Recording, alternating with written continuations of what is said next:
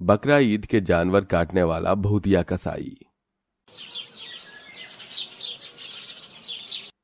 मीर जाफर नामक गांव में ईद उल अजहा मनाने का समय था।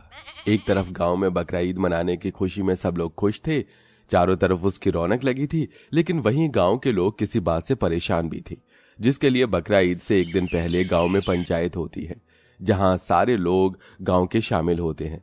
आखिर ये बात क्या है, जानने के लिए कहानी में आगे बढ़ते हैं। पंचायत बाबा, अब तो आप ही कुछ कीजिए। कल गांव में बड़े जोर शोर से बकरा ईद मनाने की इच्छा है। सिर्फ मैं ही नहीं बल्कि हमारा पूरा गांव, सब अपना बकरा लेकर तैयार हैं, लेकिन हमारे गांव में कोई कसाई ही नहीं है। आखिर कब कसाई आएगा? अगर कसाई नहीं हुआ तो हम सब बकरा ईद की शुरुआत कैसे करेंगे? अरे तो फिर मैं तुम्हारी बात से सहमत हूँ। मैंने बहुत ढूंढने की कोशिश की, लेकिन मुझे कोई भी कसाई ना अपने गांव में मिला, ना ही दूसरे के गांव में।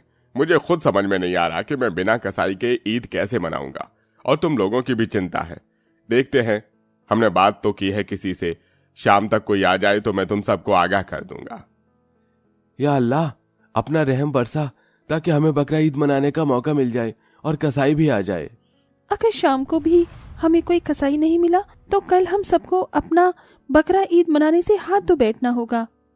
आप सब बेफिक्र रहिएगा, कल हम सब बकरा ईद जरूर मनाएंगे और बकरे को हलाल भी करेंगे और खुशी से त्योहार भी मनाएंगे।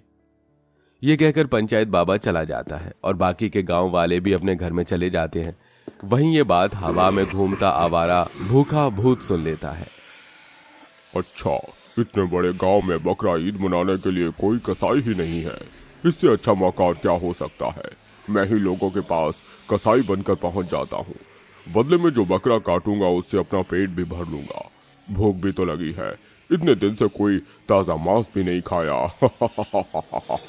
कल तो बहुत सारे लोग अपना बकरा कटवाएंगे, सबका थोड़ा थोड़ा खा लूंगा और पैसे भी कमा लूंगा।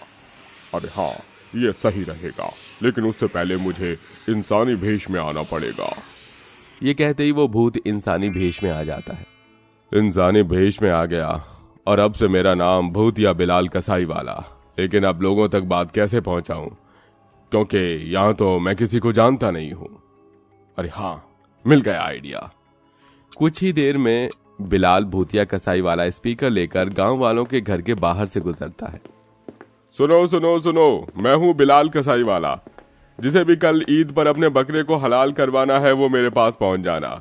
जिसे भी मुझे बुक करना है वो कर लो। सुनो सुनो सुनो, कसाई वाला बिलाल आपकी खिदमत में पहुंच गया है।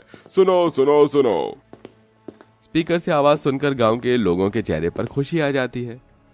अच्छी बात है, अब कल हम सब मिलकर बकरा ईद बहुत धूमधाम से मनाएंगे। हाँ, और बहुत अच्छी अच्छी चीज भी बनाकर खाएंगे अम्मी जान। हाँ नूर बेटी। अगले दिन सभी लोग बकरे की खुशी में अपने अपने बकरे को बहुत अच्छे तरीके से सजाते हैं। तो कोई उसके गले में माला डाल देता है और एक तरफ जिन बच्चों को अपने बकरों से लगाव होता है वो उनसे दूर जाने के लिए तैयार ही नहीं होते, जैसे कि आरिश। ये मेरा बकरा है अम्मी जान, हम इसको नहीं छोड़ेंगे, आप इसे मत काटो ना। ये मेरे साथ हमेशा से रहा है। मेरा जब कोई दोस्त नहीं था तो यही मेरे साथ खेलता था और मुझे मैं करके बात भी करता था। अम्मी जान, इस बकरे को बलि का बकरा मत बनाइए अम्मी जान, इसे छोड़ दीजिए अम्मी जान। नहीं आरिश बेटा, हम उसूल के खिलाफ नहीं जा सकते। आज बकरा ईद है और अल्लाह के लिए हमें इस बकरे की कुर्बानी देनी होगी। हमें उनकी कुर्बानी को सराहना चाहिए। हमारे लिए एक अच्छा सा प्यारा सा और बकरा ले आएंगे। इसे अलविदा कर दो आरिश। नहीं अम्मी जान, हमें कोई नया बकरा नहीं चाहिए। वो भी आएगा तो अगले साल उसको भी आप ऐसे ही मुझसे जुदा कर देंगे। अब कब तक सहता रहूंगा। नहीं अम्मी जान, छोड़ दीजिए इसे। बस आरिश, बहुत हो गया। अब मैं तुम्हारी एक जिद को नहीं सुनूंगी। तुम्हारे अब्बा जान इस बकरे का इंतजार कर रहे हैं। शाहजहां अपने बेटे को कमरे में बंद करके उसके बकरे को ले जाकर अपने शौहर को सौंप देती है, जो उसे कसाई के पास ले जाता है। गांव के बहुत सारे लोग लाइन में लगकर भूतिया कसाई के पास पहुंच गए थे। तभी पंचायत बाबा आकर कहता है, सुनो बिलाल, मैं तुम्हें ये दुकान दे रहा हूँ। इसके अंदर जाकर बकरों को हलाल करो, क्योंकि तुम सबके सामने नहीं कर सकते। इससे लोगों को अपने को ऐसा अच्छा देखकर नहीं लगेगा। इसलिए अंदर जाओ और तुम्हारे लिए नए औजार भी रखे हुए हैं। जी शुक्रिया। आहा, अब तो बहुत मजा आने वाला है। मैं तो अंदर छुपा कर खा सकता हूँ और लोगों को थोड़ा थोड़ा मटन देता भी जाऊंगा। फिर बिलाल भूतिया कसाई वाला बकरा काटने के लिए अंदर पहुंच जाता है और फिर अपने पहले बकरे को अंजाम देता है और असली रूप में आ जाता है। यहाँ पर तो सिर्फ मैं हूँ, जल्दी से आधा मटन गायब कर देता हूँ। अरे वाह, कितना ताजा है ये। भूतिया कसाई वाला उस बकरे के आधे मटन को यूं ही खा जाता है। ऐसे ही वो बार बार करता है। लोग अपने मोटे बड़े बड़े बकरों को उस कसाई वाले को काटने के लिए देते हैं, जिन्हें वो बदले में बहुत कम कम दे रहा था। अरे मैं इतना बड़ा बकरा लेकर आया था और तुमने तो मुझे बहुत जरा सा मटन दिया है। अरे भाई, बाकी का मटन कहाँ है? इसका वजन कम से कम 13-14 किलो था। अरे मैं आपके बकरे को काटा है और इसका यही वजन निकला है। मैं क्या करूंगा आपके आधे मटन को छुपाकर। अच्छा ठीक है, जा रहा हूं मैं। ऐसे ही बिलाल बाहर आकर बहुत सारे लोगों का बकरा लेता है और अंदर अपने भूतिया रूप में उन बकरों को काट देता है और फिर से खा लेता है। वाह, ये बकरा तो सबसे ज्यादा लजीज था। लगता है इसलिए इन बकरा को बलि का बकरा कहा जाता है। बेचारों को यूं ही खा लिया जाता है। बेवकूफ गांव वालों, मैं उनके 10 बकरों का मटन तो यूं ही खा चुका हूँ, लेकिन फिर भी मेरा पेट है कि भरने को ही नहीं आ रहा। और लोग हैं, जल्दी से इनके बारे को भी आधा निकाल लेता हूँ। भूतिया कसाई फिर से अपनी इंसानी रूप में आ जाता है और लोगों के बकरे को काट कर आधा खुद खा जाता है। अब बहुत सारे लोगों को अपने भारी भारी बकरे के लाए हुए बहुत कम हल्के मटन मिलते हैं। मैंने अपने बकरे को इतना खिलाया पिलाया था, इतना मोटा बकरा था, सोचा था मेरा पूरा परिवार आज बकरा ईद पर पेट भर के खाएगा, लेकिन इतना कम मटन मिला है। समझ नहीं आ रहा मुझे, अब बकरा ईद पर मेरा परिवार क्या खाएगा और क्या बांटेगा। क्या तुम्हें भी अपना बकरा हल्का लग रहा है? मुझे भी अपने बकरे का मटन कम लग रहा है। चलो अंदर उस कसाई पर नजर रखते हैं, देखे तो सही वो कर क्या रहा है। हामिद और जुनैद छुपकर खिड़की से बिलाल कसाई वाले पर नजर रखते हैं।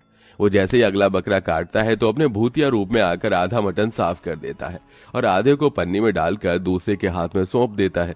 ये भूतिया नजारा देख हामिद और जुनैद के पसीने छूट जाते हैं।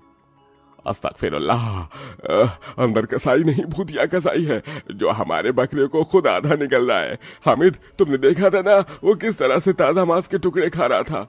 अरे हाँ, ये देख मेरी रूह कांप उठी। इससे पहले वो भूतिया इंसान कई इंसानों को अपना खाना बनाई, उससे पहले हमें सूफी बाबा को यहाँ लाना होगा। अरे हाँ, अब तो वही हमें इस भूतिया कसाई वाले से बचा सकते हैं।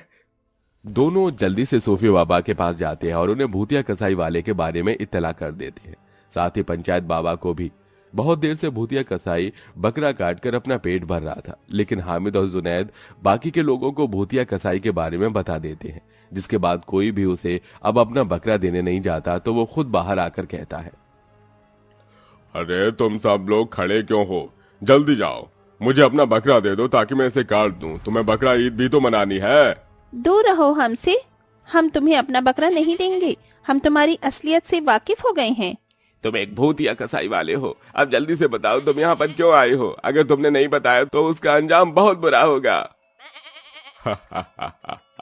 जब तुम्हें मेरी सच्चाई के बारे में पता चल ही गया है तो मैं अपने असली रूप में आ ही जाता हूँ।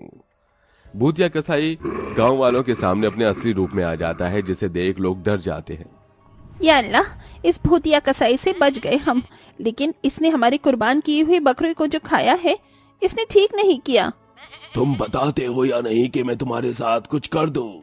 मैं अपनी भूख मिटाने के लिए यहाँ आया था और फिर मैं बकरे को खाने का ही पेट भरने का मंजर बना लिया, लेकिन अब तुम मेरी भूख को खत्म नहीं कर रहे, मेरी भूख को और बढ़ा रहे हो। इसलिए अब मैं तुम्हारा ताजा खून और मांस खाऊंगा।